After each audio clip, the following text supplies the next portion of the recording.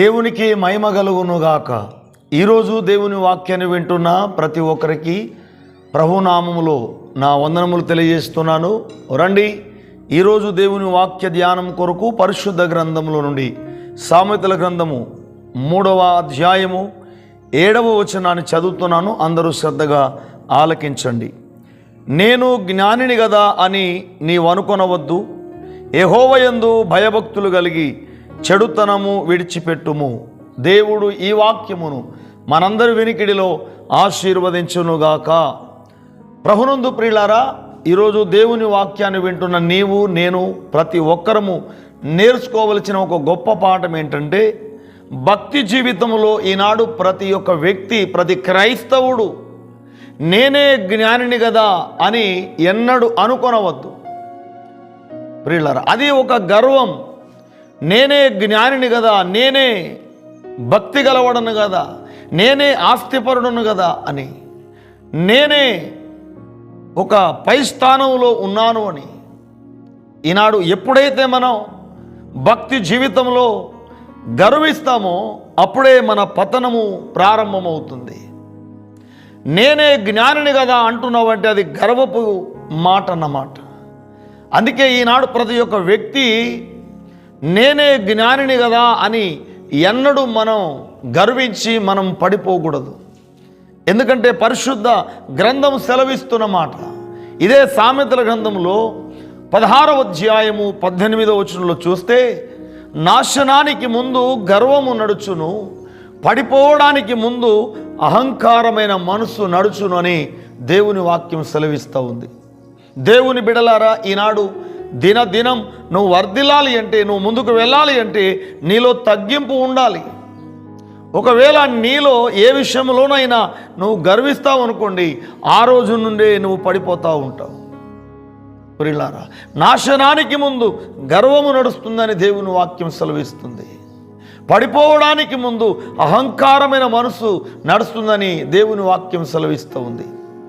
ఈ వాక్యాన్ని వింటున్న నీవు ఏ విషయంలోనైనా గర్విస్తున్నావేమో ఒక్కసారి ఆలోచించు. ఈనాడు ఒకవేళ నువ్వు గర్విస్తే అది నీకే నష్టం. ప్రియులారా, అదే సామెతల గ్రంథం 16వ అధ్యాయం 5వ వచనంలో చూస్తే, గర్వ హృదయులందరూ యెహోవాకు ఏయులు, నిశ్చయముగా వారు శిక్ష పొందుదురు అని దేవుని వాక్యం సెలవిస్తుంది. ప్రభునందు ప్రియ సహోదరి సహోదరుడా, ఈనాడు నీ విశ్వాస జీవితంలో, నీ భక్తి జీవితంలో ఏ విషయంలోనైనా నీ హృదయంలో గర్విస్తున్నావా? గర్వ హృదయులందరూ యెహోవాకు ఏయులు. ప్రియులారా, కొందరి గర్వం మనుషులకు కనబడవచ్చు, కొంతమంది గర్వం మనుషులకు కనబడకపోవచ్చు. కానీ ఎవరి హృదయంలో ఏ గర్వం ఉందో, ఏ విషయంలో గర్విస్తున్నారో దేవుడు చూస్తున్నాడు. అందుకే దేవుని వాక్యం స్పష్టంగా చెప్తా ఉంది, గర్వ హృదయులందరూ యెహోవాకు ఏయులు, నిశ్చయముగా వారు శిక్షనొందుదురు అని. ఒకవేళ ఎవరికి తెలియకుండా నీ గర్వములో, నీ యొక్క హృదయములో నీవు గర్విస్తున్నావేమో. ప్రియులారా, ఈనాడు నిన్ను నీవు తగ్గించుకోవాలి.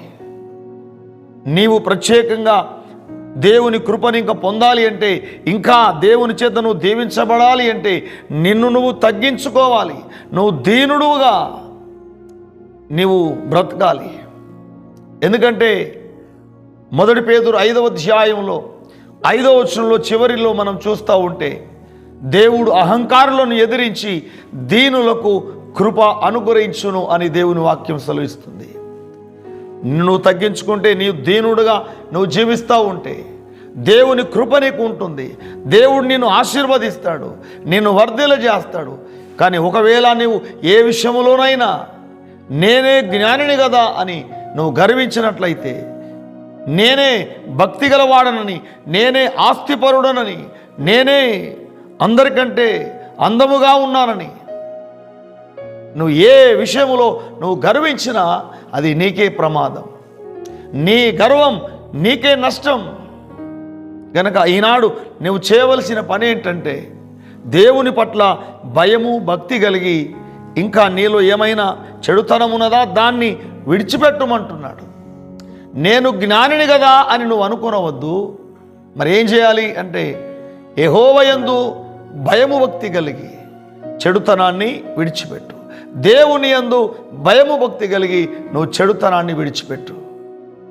ప్రభునందు ప్రియ సహోదరి సహోదరుడా, ఈనాడు నీ భక్తి జీవితంలో దేవుడు నీ ప్రార్థన వినాలి అంటే నువ్వు దీనుడుగా బ్రతకాలి. ఎందుకంటే దావీదు అంటాడు 34వ కీర్తన 6వ వచనంలో ఏమన్నాడంటే, ఈ దీనుడు మొరపెట్టగా యెహోవా ఆలకించును, అతని కలిగిన శ్రమలన్నిటిలో నుంచి ఆయన విడిపించును అంటాడు. ఈనాడు నువ్వు ఏ విషయంలోనైనా నీవు దేవుని యొక్క దీవెన పొందాలి అంటే నువ్వు దీనుడుగా మొరపెట్టాలి. యేసయ్య కూడా అన్నాడు ఏంటంటే, తనను తాను తగ్గించుకునేవాడు హెచ్చింపబడతాడు, తనను తాను హెచ్చించుకునేవాడు తగ్గింపబడతాడని.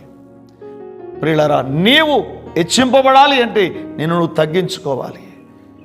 ఒకవేళ నిన్ను నువ్వు హెచ్చించుకుంటే నీవు తగ్గించబడతావు, కానీ నిన్ను నువ్వు తగ్గించుకుంటే నువ్వు హెచ్చింపబడతావని యేసయ్య అంటాడు.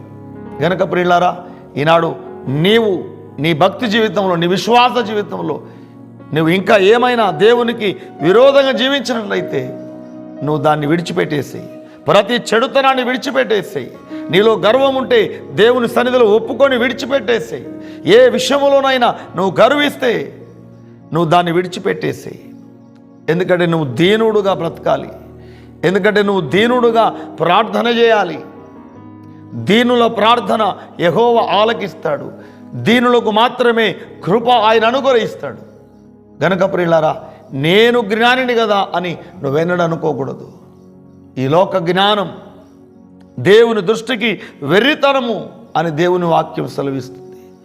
కనుక నీవు దేవుని సన్నిధానంలో ఎంతగా తగ్గించుకుంటావో అంతగా దీవించబడతావు. ఒకవేళ నీవు హెచ్చించుకుంటే అది నీకే నష్టం. నీ గర్వం నిన్నే నష్టం చేస్తుంది. కనుక ఈ వాక్యాన్ని వింటున్న నీవు, ప్రతి ఒక్క వ్యక్తి కూడా ఈనాడు నిన్ను నువ్వు తగ్గించుకో. దేవుడు నిన్ను దీవిస్తాడు.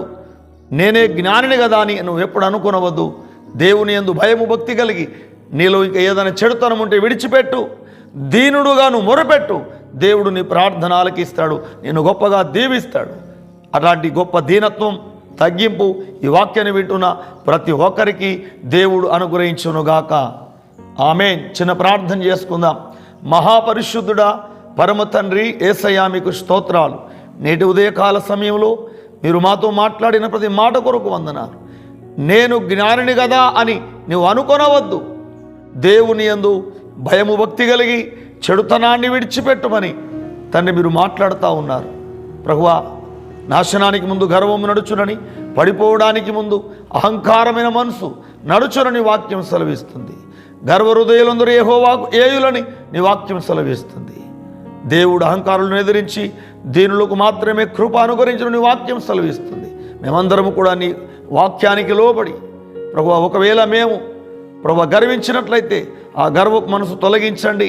ఈ వాక్యాన్ని వింటున్న ప్రతి ఒక్కరు కూడా తండ్రి ప్రభువా తమను తామే తగ్గించుకొని ప్రభువా, ఇదిగో తండ్రి, ఎవరి హృదయంలో ఏ గర్వపు మనసు లేకుండా నీ సన్నిధానంలో ప్రతి చెడుతనాన్ని విడిచిపెట్టి ప్రతి ఒక్కరు కూడా నాయన దీనులై నీకు మొరపెట్టుటకు నాయన